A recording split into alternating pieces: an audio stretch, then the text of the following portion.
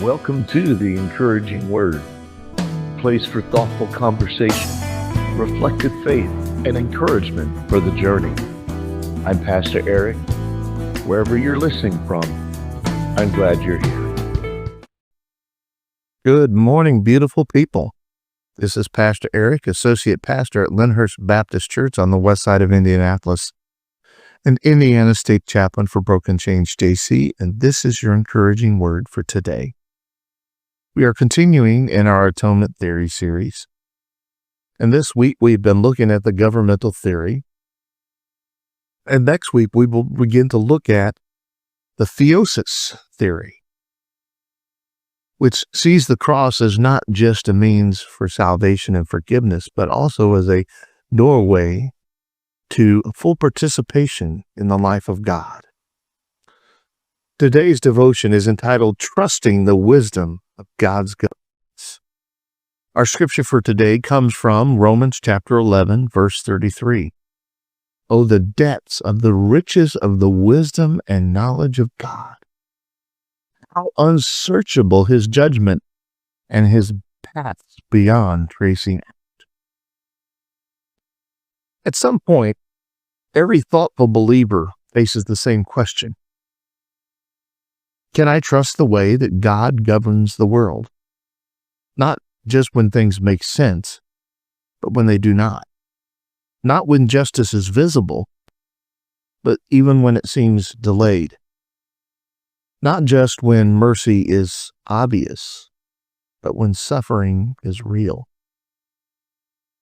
Paul ends his long reflection of God's redeeming work with awe. He does not claim to fully explain the ways of God. Instead, he worships the wisdom of God, deep, unsearchable, beyond tracing out. Governmental theory reminds us that God's rule is not mechanical and not simplistic. It is wise rule. It is moral governance shaped by perfect knowledge, perfect justice, and perfect love operating together. This means we do not always understand the timing of consequences. We do not always see the full purpose of suffering, and we do not always perceive how justice and mercy are being held together, but we trust that they are. The Church Fathers consistently emphasize that divine governance flows from wisdom that exceeds human comprehension. Gregory of Nazianzus wrote, "It is difficult to conceive God, but to define him in words is an impossibility." It's from his Oration 28. If God himself exceeds our full comprehension, then his governance will as well. We are not invited to master divine wisdom. We are invited to trust it. A.W. Tozer once wrote, "God is never in a hurry, but he is always on time." It's from his The Knowledge of the Holy, chapter 15. Tozer reminds us that divine governance unfolds according to wisdom, not urgency, according to purpose, not pressure, according to eternal vision, not immediate appearance.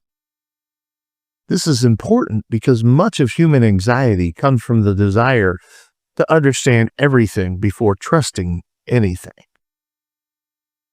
The cross teaches us a different posture.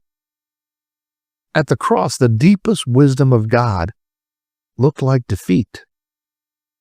The greatest justice looked like surrender. The fullest love looked like loss. And yet, it was the wisdom of God accomplishing redemption. If God's wisdom was trustworthy there, it is trustworthy everywhere. So if you find yourself questioning the moral order of the world, if you struggle to understand why events unfold as they do, if you wrestle with the tension between justice, mercy, and mystery, hear this encouraging word for today. You may not always understand the wisdom of God's governance, but you can always trust the character of the one who governs. And the cross is the clearest revelation of that character. Receive this blessing. May you rest in the wisdom that orders all things in love. May trust grow even when understanding is incomplete. And may you walk in peace under the gracious and righteous governance of God. Grace and peace to you, beautiful people.